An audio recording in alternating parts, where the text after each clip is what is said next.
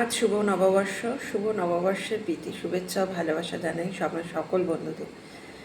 তো শুভ নববর্ষ বাঙালিদের জীবনে একটা বড় অংশ, কারণ ছোটোবেলা থেকেই আমরা দেখে এসেছি যে আমাদের বাবা মারা প্রতি পয়লা বৈশাখে ছোট ছোট জামা, যেমন ধরো বাচ্চা যখন থাকে মেয়েরা ছোট ছোট টেপ জামা, ছেলেদের ছোট ছোট গেঞ্জি, পয়লা বৈশাখে এইগুলোই আমরা পেতাম। এবং বাবা মার হাত ধরে সন্ধ্যাবেলা আমরা সোনার দোকানে যেতাম। কেন?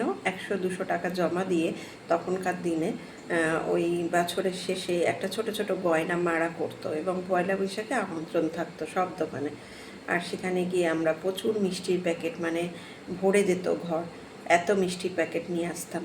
মিষ্টির প্যাকেট, হালখাতা বলতো তখন সবাই, হালখাতা করতে বেরোতাম বা আমার হাত ধরে। খুব ভালো লাগতো সেই দিনগুলো।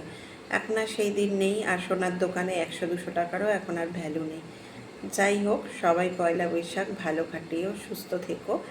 আর কার কী প্ল্যান পয়লা বৈশাখে সেগুলো অবশ্যই জানিও।